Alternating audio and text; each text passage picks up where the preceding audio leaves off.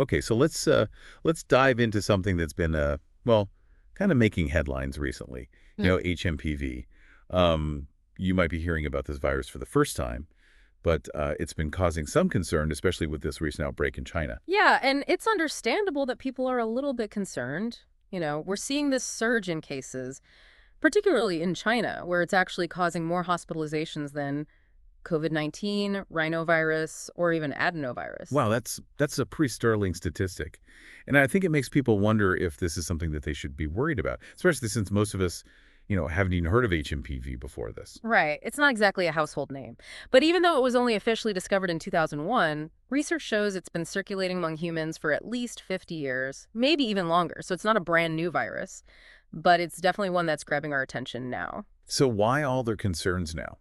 Is it just that it's more prevalent? Well, that's part of it. The Chinese Center for Disease Control and Prevention reported that during the week of December 16th to 22nd, 2024, HMPV was the leading cause of respiratory illness hospitalizations, which is unusual. You see, it usually causes cold-like symptoms, but it can lead to more serious issues like bronchitis and pneumonia, especially in young children and older adults. Okay, so that's what worries me, the potential for severe complications. It kind of sounds like RSV, which, we all know can be pretty rough on little ones. Yeah, there are definitely some parallels there.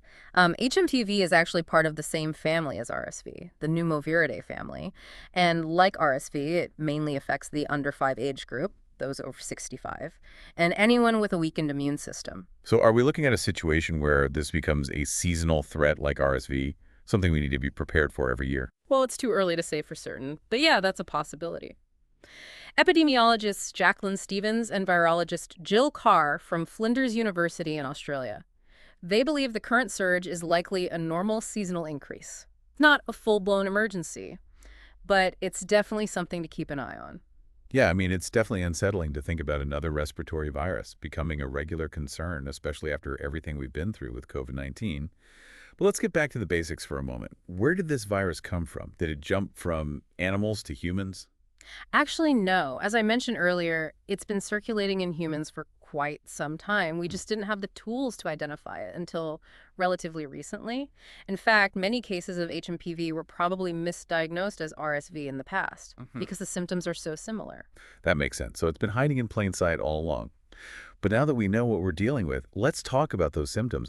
What should people be on the lookout for? So most commonly, you'll see things like cough, runny nose, fever, sore throat, what you might typically associate with a cold. But it can become more serious, leading to wheezing, shortness of breath, and as we've discussed, potentially bronchitis or pneumonia, especially in vulnerable groups. So for most healthy adults, it might just feel like a bad cold, but for others, it could be a much bigger deal. Exactly, and that's why it's important to be aware of it, especially if you're caring for young children, older adults, or anyone with a compromised immune system. Knowing the potential risks helps us take appropriate precautions. So how does this virus spread? Is it highly contagious like measles, or something we can manage with good hygiene practices? Thankfully, it's not as contagious as measles. It spreads through respiratory droplets, close contact with an infected person, Yeah. and touching contaminated surfaces. So pretty similar to how colds and the flu spread. It seems like those good hygiene habits we've all become accustomed to. Hand washing, masking in crowded places. Those would apply here as well. Absolutely. And don't forget about staying home when you're sick. That's crucial for preventing the spread of any respiratory illness. Okay, so prevention is key. But what about treatment? Are there any antivirals or specific medications for HMPV? Unfortunately, as of right now, there isn't a specific antiviral treatment for HMPV, and there's no vaccine either. So it's all about managing symptoms and letting the virus run its course. For now, yes. Hydration, rest, and over-the-counter medications for symptom relief can help. But for anyone in a high-risk group, or if symptoms worsen, it's important to consult a doctor. So we're basically relying on our immune systems and good supportive care to get us through this. But what about the future? Is there any hope for a vaccine on the horizon? There's definitely some encouraging news on that front. Research is underway, and some experts believe that the recent advancements in RSV vaccines could pave the way for an HMPV vaccine as well. That would be a huge relief for so many people, especially parents who worry about their kids catching every bug going around. Yeah. Virologist Albert Osterhaus, who is part of the team that discovered HMPV, has even predicted that we could see a vaccine in the coming years. So there's hope on the horizon, but for now, We need to stay vigilant, practice good hygiene, and protect those who are most vulnerable. Solid advice.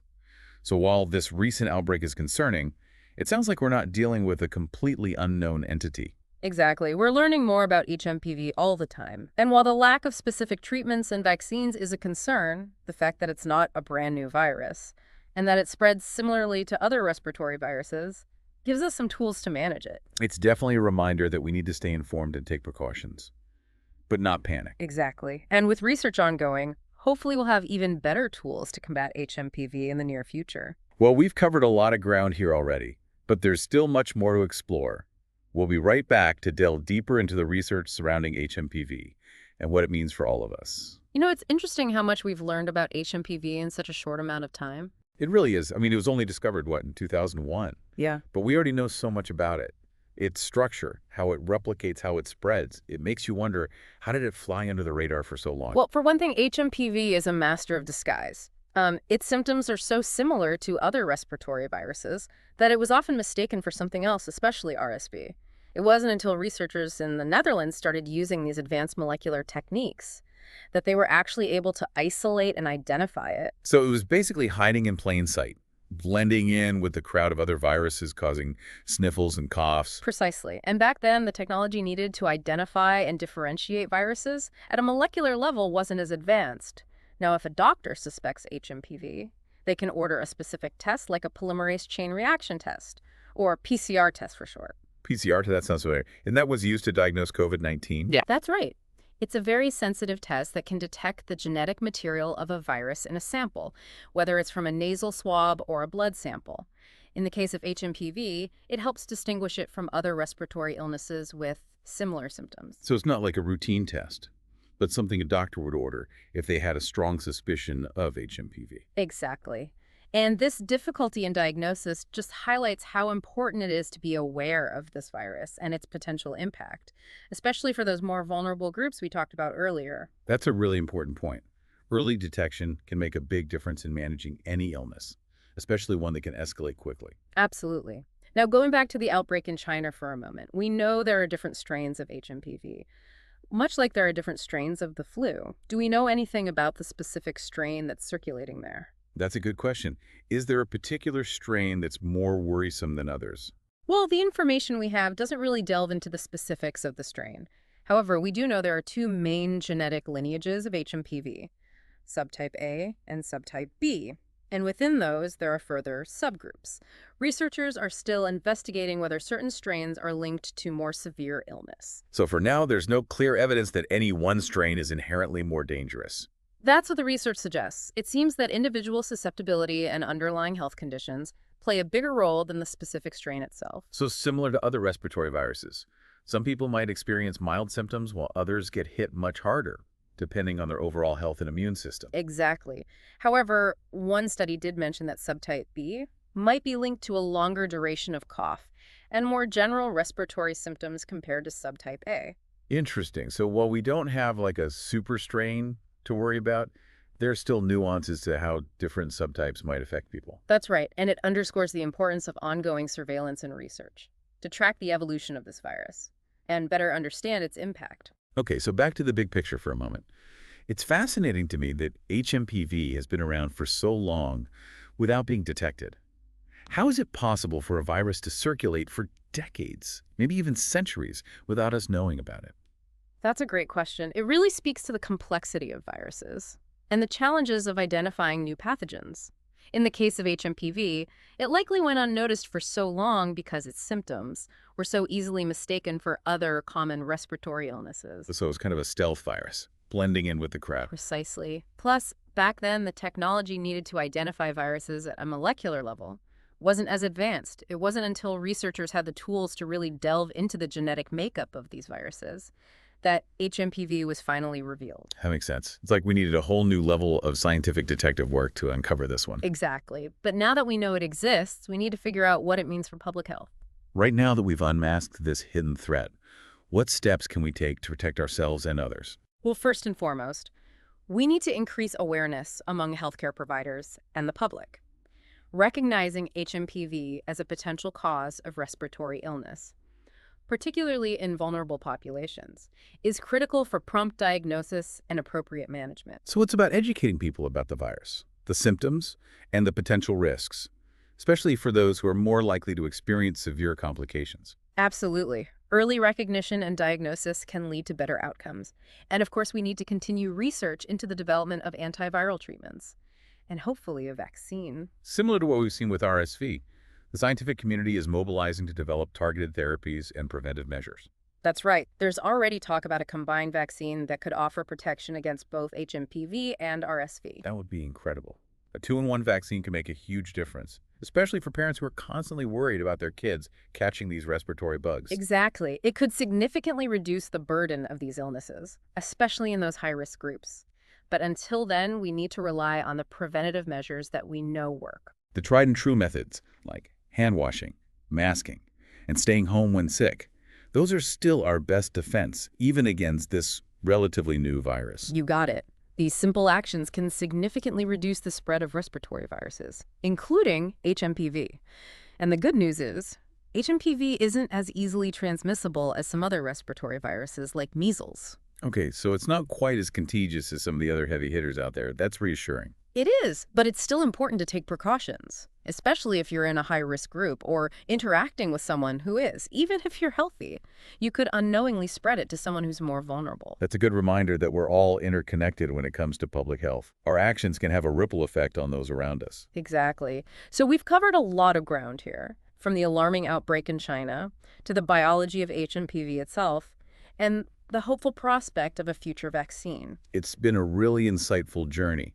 But what are some of the bigger picture takeaways for our listeners? What should they be thinking about after listening to this deep dive? I think one of the most important takeaways is that the world of viruses is constantly evolving. New viruses emerge, old viruses resurface, and our understanding of these microscopic invaders is always expanding. It's like a constant game of cat and mouse, with scientists working tirelessly to stay ahead of these ever-changing viruses. Exactly, and that's why it's so crucial to stay informed, to be aware of the potential threats, and to take proactive steps to protect ourselves and our communities. So being knowledgeable about viruses isn't just about avoiding illness.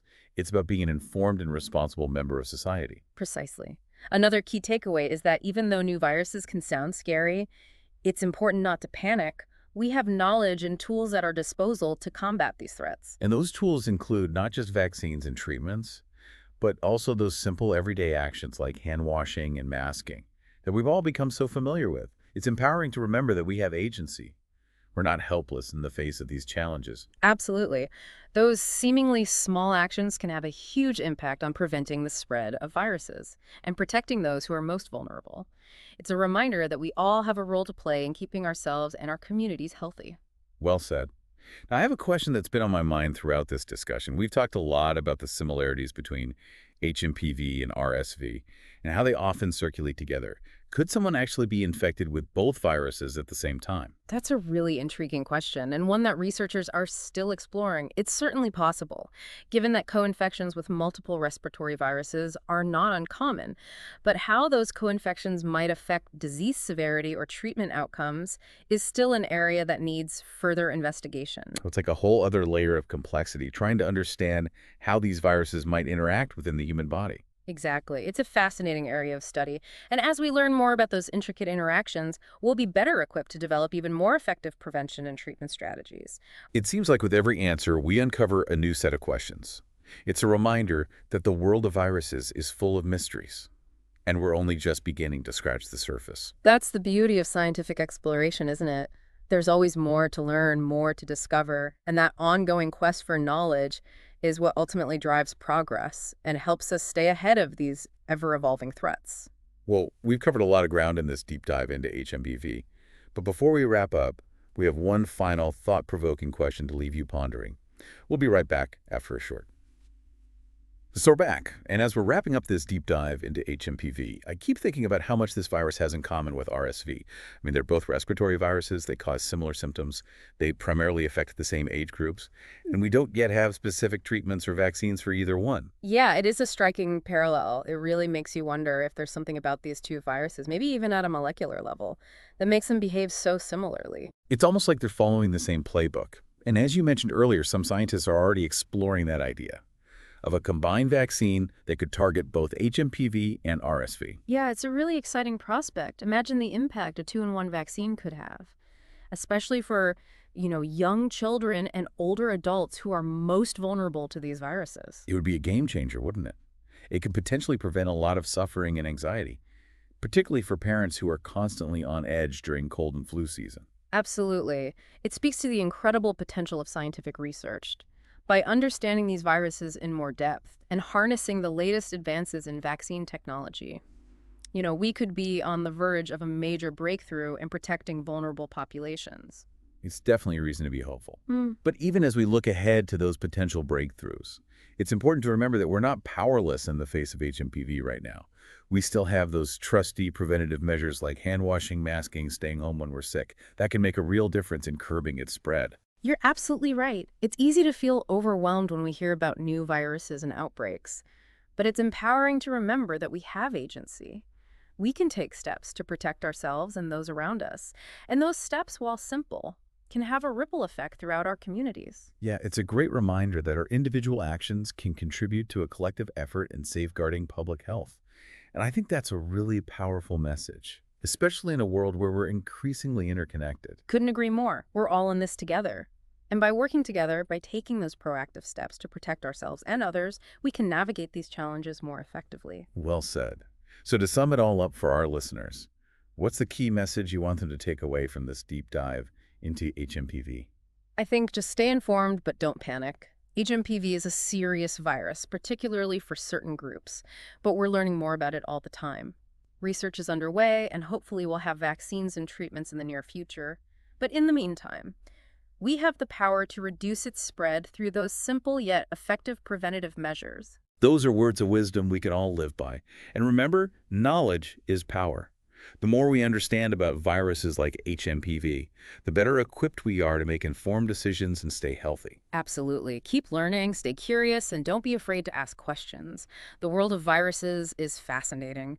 And as we've seen today, even a deep dive into a seemingly familiar topic can reveal surprising new insights. Well, that's the beauty of the deep dive, isn't it? It's all about exploring the unexpected and uncovering those hidden gems of knowledge. Exactly. Thanks for joining us on this exploration of HMPV. Until next time, stay curious and stay well. And keep diving deep.